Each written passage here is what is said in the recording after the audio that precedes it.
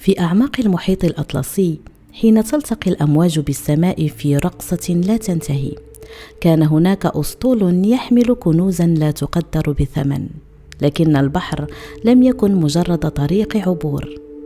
في صيف من عام 1715 أبحرت السفن محملة بالذهب والفضة والمجوهرات، وكلها تحت حماية قادة صارمين وطاقم يهوى المغامرة، لكنهم لم يعلموا أن الظلام يترقبهم بين الأمواج. ليلة واحدة كانت كافية لتحويل الأمل إلى رعب، والثروة إلى رماد، والرجال إلى أشباح تغرق في النسيان. الآن بعد أكثر من 300 عام لا يزال البحر يحمل أسراره، والغواصون يبحثون عن كل ما تبقى من الكنوز الغارقة، لكن بعض الكنوز كما يقول الناس لا تسترد أبدا، لأنها مختبئة خلف ستار من الموت واللعنة. في صيف عام 1715 كانت مدينة هافانا، تلك اللؤلؤة الكوبية على شاطئ الكاريبي، تعش بالحركة والنشاط غير المسبوق. ميناؤها الكبير الذي يلتقي فيه بحر الكاريبي بالمحيط الأطلسي كان يستعد لاستقبال أسطول الذهب الإسباني، أسطول ضخم أرسل من قبل الملك فيليب الخامس محملا بكنوز المستعمرات الأمريكية، صناديق من الذهب والفضة، مجوهرات ثمينة، وقطع نفيسة من الحرير والأقمشة الرفيعة، كل ذلك ليرسل إلى خزينة إسبانيا المتعبة ماليا. على أرصفة الميناء كان القادة الإسبان يتفقدون السفن العملاقة، يحسبون كل صندوق وكل طن من الفضة. من بين هؤلاء الأدميرال فرانسيسكو دي غارسيا، رجل صارم تكنف وجهه خطوط القلق، وعيناه تحملان خبرة بحرية طويلة، لكنه لم يشعر بأي خوف من الأمواج، بل كان يرتجف من مسؤولية الكنوز الملقاة على عاتقه. الطاقم رجال من أصقاع مختلفة، بينهم بحارة قدامى وقناصة ومهندسون بحريون، كانوا يتحركون بين السفن الضخمة، يربطون الحبال، ينقلون الصناديق، وينفذون أوامر الضباط بحذر. كان كل منهم يعلم أن هذه الرحلة قد تحمل الموت كما تحمل الغنى، لكن القليل منهم تخيل أن البحر سيكشف عن وجهه الوحشي بهذه الطريقة القاسية. مع غروب الشمس أبحرت السفن، وارتفعت الأشرعة البيضاء على أمواج ذهبية تحت أشعة الغروب، مشكلة لوحة ساحرة تخفي خلفها كارثة محتملة. الرياح كانت لطيفة والبحر هادئ، لكن بعض البحارة لم يتمالكوا شعورهم بالرهبة، وكانوا يهمسون بأن البحر لا ينسى، وأنه سيطالب بأثمان باهظة. في ليلة الإبحار الأولى جلس الأدميرال على سطح السفينة الرئيسية، يتأمل النجوم ويحسب المسافة حتى إسبانيا، بينما تلوح في الأفق أشباح الأعاصير القادمة. لم يكن يعلم أن الأيام القادمة ستقلب حياة كل من على ظهر السفن رأسا على عقب، وأن الذهب والفضة الذي يلمع في الصناديق سيغرق إلى قاع المحيط، تاركة وراءها مأساة لا تنسى وأسطورة خالدة. مع بزوغ الفجر في اليوم التالي بدأ الأسطول الإسباني وكأنه طوفان أبيض من الأشرعة المتماوجة فوق سطح البحر الأزرق الممتد بلا حدود.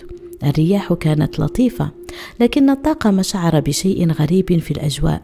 لم يكن مجرد شعور بالخوف، بل إحساس بأن البحر يخفي أسراره في أعماقه، وأن مصيرهم لم يكن سوى اختبار لقوة الإنسان أمام قوة الطبيعة الجامحة. الأدميرال فرانسيسكو دي غارسيا كان يتفقد السفن الواحدة والأخرى، يصدر أوامره بحزم وصرامة، يراقب البحر ويقرأ حركات الأمواج كما لو كانت صفحات كتاب مفتوح. كل سفينة كانت تحمل صناديق الذهب والفضة الذي يبلغ وزنها آلاف الأطنان، وكل صندوق كان يمثل حياة رجال حفروا في المناجم البعيدة ورسموا خططهم على الورق بين صفحات الخزينة الملكية.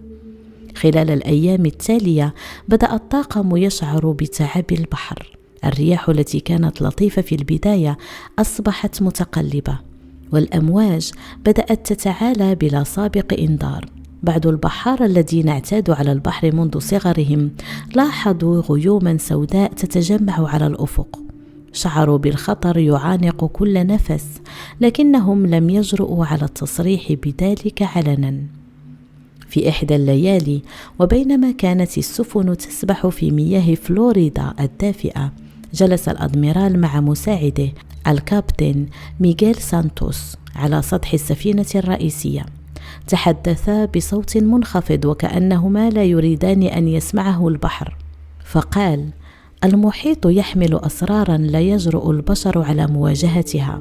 قال الأدميرال وعيناه تحدقان في الأمواج التي تتلألأ بضوء القمر. رد ميغيل بصوت متهدج: أتمنى أن يكون قدرنا النجاة سيدي. الصناديق مليئة بالذهب، لكن الأرواح أثمن من كل الكنوز. كانت الليالي تمضي والبحر يزداد هدوءا وغموضا، وكأنما يخفي غضبه لوقت لاحق. الطاقم أصبح متوترا، لا ينام إلا قليلا ويستعد لكل احتمالات. بعض البحارة بدأوا يلاحظون حركات غير طبيعية للمياه تحت السفن، كما لو أن أعماق المحيط تنبئهم بالعاصفة القادمة.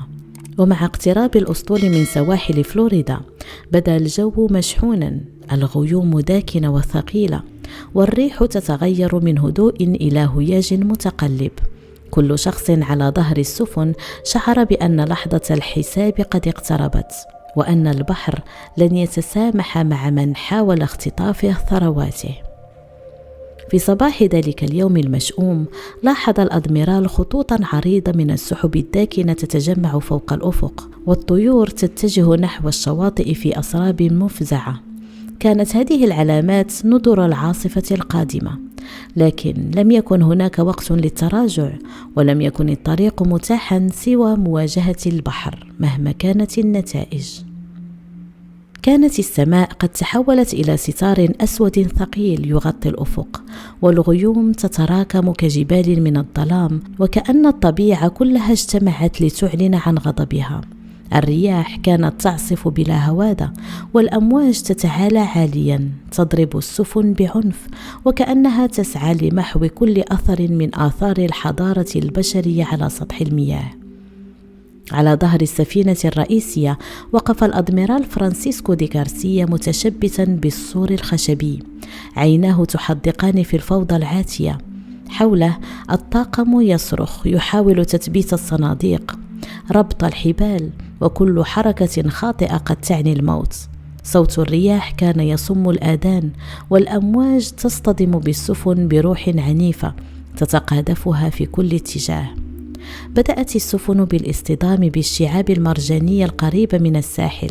صرخات الرجال امتزجت بصوت الريح والماء، وكل سفينة كانت تتقاذف كقشة في مهب الريح. صناديق الذهب والفضة انزلقت من أماكنها، تغوص في المياه الداكنة، تاركة وراءها فراغا قاتما بين الخسارة المادية والألم النفسي للطاقم. في تلك اللحظات بدا الأدميرال وكأنه وحيد ضد الطبيعة. كل قرار كان مسألة حياة أو موت، وكل حركة خاطئة قد تؤدي إلى نهاية مأساوية. بينما كانت السفن تتكسر الواحدة تلو الأخرى، حاول بعض البحارة السباحة نحو الشاطئ، لكن الأمواج كانت أقوى منهم تجرفهم بعيدا في الظلام. الكابتن ميغيل سانتوس كان يحاول إنقاذ مجموعة من الصناديق قبل أن تغرق السفينة. صرخ للبحارة: تمسكوا بالحبال، تمسكوا بالحياة، لكن البحر لم يرحم أحدا. واحدا تلو الآخر السفن غرقت في غضون ساعات قليلة، تاركة خلفها بحرا من الحطام، من صناديق الذهب المغروقة، من صرخات الموت التي لم تتوقف. خلال الليل ومع استمرار العاصفة بدا أن كل شيء قد انتهى. القليل من الطاقم استطاع النجاة على الزوارق الصغيرة، ومنهم من تقاذفته الأمواج إلى الشاطئ، مرعوبين ومصابين، يحملون آثار الموت والخسارة في عيونهم. الأدميرال الذي نجا بأعجوبة وقف على الشاطئ يتأمل البحر، وقد أدرك أن كل الكنوز التي حملها الأسطول قد غرقت، وأن البحر استرد ما كان له منذ قرون. كانت العاصفة الكاسحة قد تركت وراءها مأساة هائلة: غرق جميع السفن، موت معظم الطاقم، وفقدان ثروات لا تقدر بثمن. ومع ذلك في قلب هذا الظلام كان هناك شعور غامض بالرهبة والإعجاب في نفس الوقت، أن البحر بهذا العنف كشف عن قوته المطلقة، وأن الإنسان مهما بلغ من جبروته سيظل ضعيفا أمام الطبيعة. مع شروق الشمس بعد ليلة العاصفة المدمرة بدت سواحل فلوريدا كأرض مهجورة تحمل آثار مأساة الأسطول الإسباني. الرمال كانت مغطاة بالحطام، ألواح خشبية من السفن المدمرة، قطع من الحبال، وصناديق مبعثرة بعضها نصف مدفون في الرمال وبعضها الآخر غرق في مياه البحر الهائج. الأدميرال فرانسيسكو دي غارسيا سار على طول الشاطئ، عيناه تتفحصان كل قطعة خشبية وكل أثر للكنز المفقود، لكنه لم يجد سوى بقايا ما كان يوصف بأسطول الذهب. لقد غرقت كل السفن تقريبا، وما تبقى كان مجرد أطلال شاهدة على قوة البحر ومأساة الطاقم. الناجون القلائل كانوا يتجمعون على الشاطئ غارقين في الصمت والرعب، ووجوههم تحمل آثار التعب والخوف، وأجسادهم مليئة بجروح الأمواج العاتية. كان من بينهم مساعدو الأدميرال، بعض البحارة الذين استطاعوا النجاة بالزوارق الصغيرة، وأولئك الذين تمسكوا بالألواح العائمة حتى وصلوا إلى اليابسة. كل منهم كان يحمل قصة موت شخصي، كل منهم شهد كيف ابتلع البحر رفاقه وصناديق الذهب دون رحمة. أما الكنوز فقد أصبحت أسطورة غارقة في أعماق المحيط. بعض صناديق ظهرت لاحقا على الشاطئ، لكن معظمها بقي في قاع البحر ينتظر من يجرؤ على الغوص فيه بعد قرون. مع مرور الوقت بدأ المغامرون والباحثون عن الكنوز يتوافدون إلى الساحل، يفتشون عن الذهب والمجوهرات، لكن البحر كما لو كان حارسا صارما لم يكشف سوى جزء يسير من كنوز الأسطول. الأدميرال وهو يتفقد الحطام شعر بأن الكنوز لم تكن مجرد ثروات مادية، بل كانت تمثل حياة آلاف البشر الذين حملوا الذهب بعيدا عن وطنهم وسافروا في رحلات محفوفة بالمخاطر ليغرق كل شيء في نهاية مأساوية. هذه الخسارة علمته درسا قاسيا: أن قوة الطبيعة لا يمكن للإنسان تجاوزها، وأن المال مهما عظم لا يعادل حياة بشرية واحدة. مرت قرون على مأساة أسطول 1715 الإسباني، لكن البحر لم ينسى أسراره. السفن التي غرقت تحمل كنوزا هائلة من الذهب والفضة والمجوهرات، ومع كل موجة تتلاعب بالتيارات البحرية كان يبدو أن هذه الكنوز محتجزة خلف ستار من الغموض والظلام، تنتظر من يجرؤ على اكتشافها. القصص عن الأسطول وكنوزه بدأت تنتشر بين البحارة والمغامرين، وتحولت المأساة التاريخية إلى أسطورة تتناقلها الأجيال. كل من حاول الاقتراب من الساحل أو الغوص بين حطام السفن كان يشعر بالرهبة والخوف، وكأن البحر يختبر عزيمة الباحثين عن الذهب. على الرغم من أن جزءا يسيرا من الكنوز ظهرت على الشاطئ مع مرور الزمن، بقي معظم الذهب والفضة مخبأ في الأعماق المظلمة، مخفيا عن أعين البشر. هذه الحقيقة خلقت فضولا مستمرا، وجعلت أسطول 1715 حية في ذاكرة التاريخ، تحمل في طياتها التشويق والرعب والإثارة مع كل موجة وكل تيار. لكن الزمن لم يكن عائقا أمام الفضول البشري. لقد أصبح هناك من يملك التكنولوجيا والجرأة الكافية لاستكشاف أعماق البحر، وبدا أن قصة الكنز المفقود لم تنتهي بعد، وأن أسرار الأسطول الغارق تنتظر من يكتشفها بعد أكثر من 300 عام من الغرق والظلام. في صيف سنة 2025 بينما كانت الأمواج تتلاطم على سواحل فلوريدا، حيث يلتقي المحيط الأطلسي بالسماء الزرقاء، كان هناك من يغامر في الأعماق باحثا عن أسرار غارقة منذ قرون. فريق من الغواصين بقيادة الكابتن ليفي شافيرز كان قد حصل على التصاريح اللازمة للبحث في الموقع التاريخي لحطام الأسطول الإسباني الغارق بعد أيام من الغوص في المياه الضحلة قبالة ساحل الكنز، حيث غرقت السفن الإسبانية سنة 1715. بدأت تظهر أمامه قطع أثرية قديمة، بعضها مغطى بالرمال والبعض الآخر غارق بين الصخور البحرية. ومع مرور الوقت بدأ الفريق في انتشال أكثر من 1000 عملة فضية و5 قطع ذهبية يعود تاريخها إلى الحقبة الاستعمارية الإسبانية، وتحديدا إلى مستعمرات مثل بوليفيا والمكسيك والبيرو. كانت العملات في حالة جيدة، تحمل علامات صك الملك فيليب الخامس، مما أكد على أصالتها وأهميتها التاريخية. بعض القطع كانت تحمل تواريخ وأختاما مميزة، مما أضاف مزيدا من الغموض والإثارة حول مصدرها ومسارها قبل أن تغرق في الأعماق.